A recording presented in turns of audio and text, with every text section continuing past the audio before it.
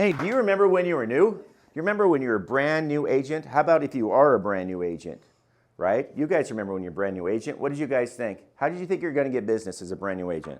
I thought people were just going to know that I was an agent, and so they would just flock to me, and I was going to get so many deals. Didn't turn out. Not quite like that? Somebody else? Yeah, I thought that during open houses, the buyers just like come in and were like, let's buy the house, and it would be all easy. Mm-hmm. Somebody else have an idea? Yeah, sure. As soon as you put real estate agent next to your name, that people will just be calling you, right? Oh, Greg, he's a real estate agent. I'll just call him because I know him, like him, and trust him. So I'll just call him. But that doesn't happen. That doesn't happen. Anybody else? Spamming all your family and friends, let them know that you're a new realtor and you think that everybody's going to want to buy from you. Yes, even though you're brand new, you don't know what you're doing. Yeah, I'm going to trust my $1 million home to somebody who doesn't know anything about real estate. Yep. But they did take their class and they passed the exam. I'll use them. Did that work for you? It didn't. Some people actually stopped replying to me. That's right. That's right. I just went through every single one of these stages because I'm a brand new agent, so I'm going through it right now. I'm going through it right now. Yeah. What are the 4 things that people need to learn as a brand new agent? What are the 4 things that they have to learn in order to be a successful real estate agent? Give me one. You don't have to know everything right away. You don't have to know everything right away. What does that mean? You don't have to know everything right away, right? Emily, do you have an idea what we're talking about? Yeah, I do now, but I didn't back then. That's right. In the beginning, so much of the time, people think, hey, I need to learn how this works and that works and how to do this contract and how to do this over there and all this. And as soon as I do that, then I'm going to be able to do business. But what we find out is that you can never learn everything, can you?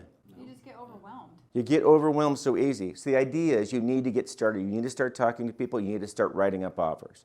You need to just get out there and do it. All right? So many people fail because they think they got to know everything, and you don't. That's number 1. Give me number 2. We have to know where you're going to get your business from, kind of like we just talked about. You don't know where you're going to get your business from. What does that look like? You think you're going to go into an open house. You think people are going to call you. You think these things, and what ends up happening? No one ever calls you, am I right? So where do you get it from? Where are you going to get it from? Where do you see your opportunities? Someone give me an example. Social media. Social media, certainly. What do you think? Well, just your network of people that you know, right? Your friends and the people that you've developed professional relationships with over the years. So those 2 things kind of can go together, but they're separated as well. How about paid advertising? Does that work sometimes? Yeah. I don't know. We'll see. Well, it depends on if you're brand new and you've tried it or not, right? Right? And we'll get to that in a little bit. How about this? You get a phone call from your buddy Jared, right? Hey, Jared. And Jared says, oh my gosh, Rob, this is horrible. Something just happened to me. My Aunt Matilda just died. What do you say to that person? What are they saying to you? And what are you saying to them? In a nutshell, what they're saying is they need help. They're saying that they need help. Yep. They're saying And, exactly. And then what do we say to them is just, how can we help? You know, be thoughtful, be connecting, care about them, care about their situation, be empathetic, and mostly just let them know that, hey, if you do need help, I'm here for you. That's exactly right. No, we've all seen people on television and movies, and they have this agent on there, and what do they all act like?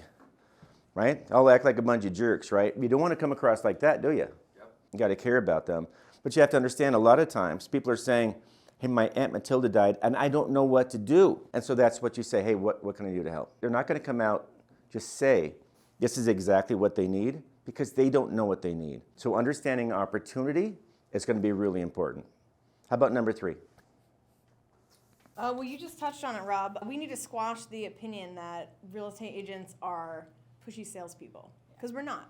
That's right. That's exactly right. Well, I'd say successful real estate agents are not. Is that fair? Fair. That's fair. All right. So yeah, we talked about it. On TV, what do they act like? What do they act like? What does a real estate agent on TV look like? What do they act like? Pushy car salesman. Pushy car salespeople. Desperate. Yeah, they look desperate. They'll do everything they can to get a sale. They'll lie. They'll deceive. They'll do anything they can to get the deal done.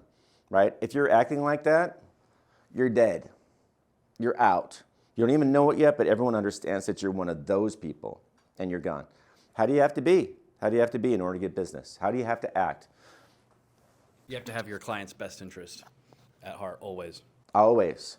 Yep. Empathetic. You know, don't act like your life depends on this sale. Just, you know, casual indifference. Even if it does. Even if it does. Even if it does. Even if it does, yeah. Yeah.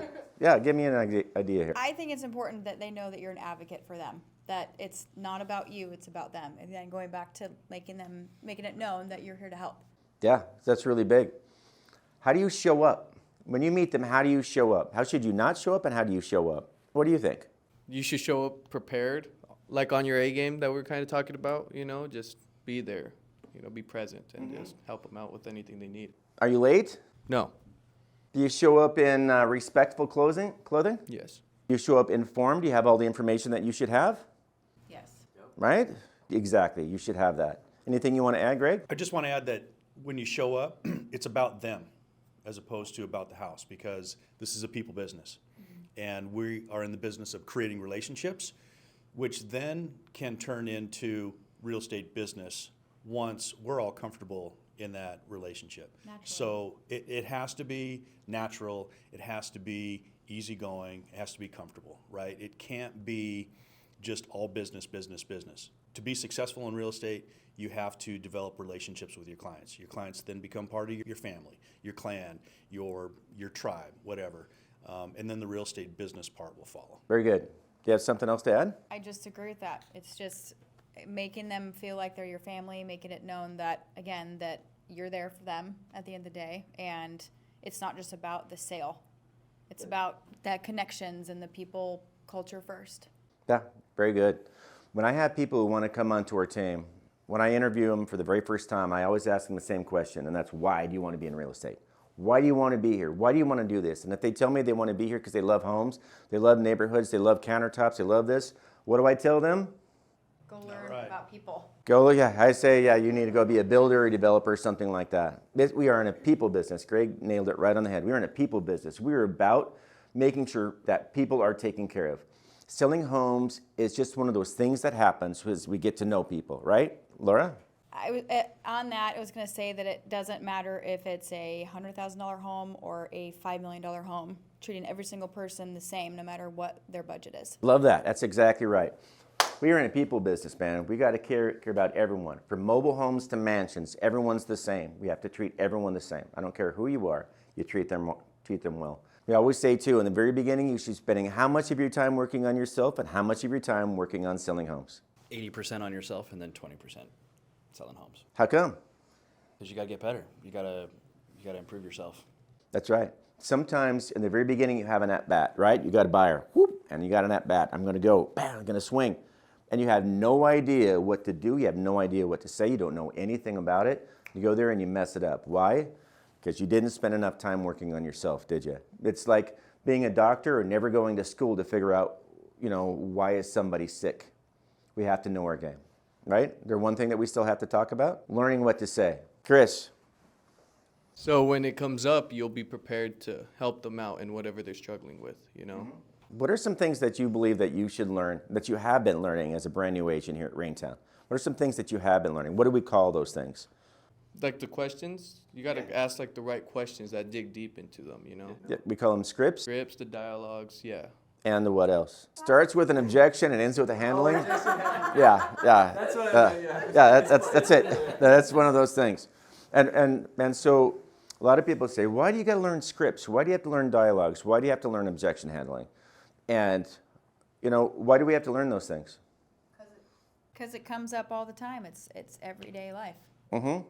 That's exactly right. Greg? And to your point, you have to be comfortable handling those objections and answering those questions. And to use your doctor analogy, right, they work on cadavers before they ever work on real people.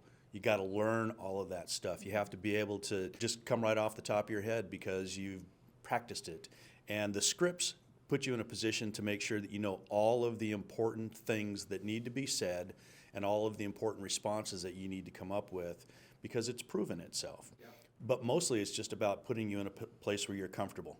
So you can go from your cadaver to your real life person and just be comfortable knowing what you're doing. Builds confidence, right? 100%. And nothing builds confidence more than success. And if you're going to be successful, then you got to know what you're doing.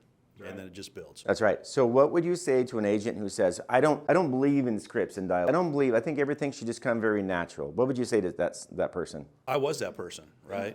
And so I can tell you that for me, making that transition it was all about not the script and the verbatim. It was about the substance of it. It was about the essence and the elements of it. And then you just take that and you personalize it. You put it into your own vernacular. You just be comfortable with how you present it. Because if you just read it, it's really robotic. But once you internalize it and all that makes sense, then it can just flow out of you naturally. You know what I would say to them? You want fries with that hamburger? Because that's what they're going to be saying, because they're going to be out of real estate. You guys, everything we do in life, we have a script and we have a dialogue.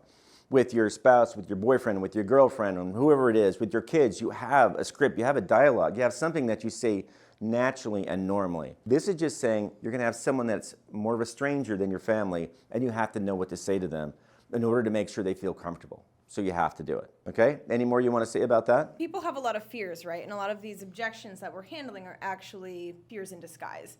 And so being able to confidently, do these scripts and say these things to these folks are helping them get over their own fears. That's what makes the world go round. 100%. Yeah.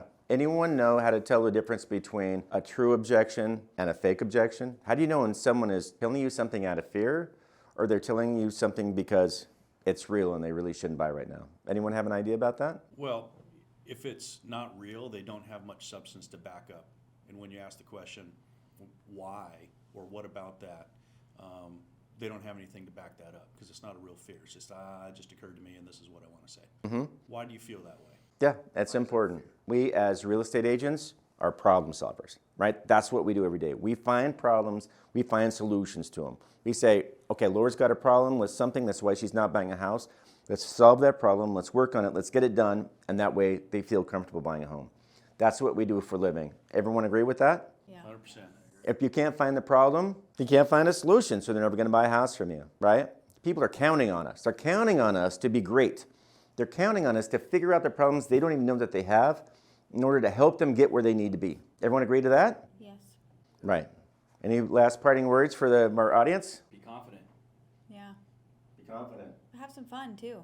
Have some fun. I love that. It's not all just work. You got to be able to meet people, enjoy them. We're in a people business. We're not in a housing business. We're in a people business. We serve people every day. If you don't get through that through your head, you're going to fail. Hey, this is Rob with Raintown Real Estate. Thank you guys for all showing up and helping out with my class. We'll catch you guys on the next Raintown. All right, take care.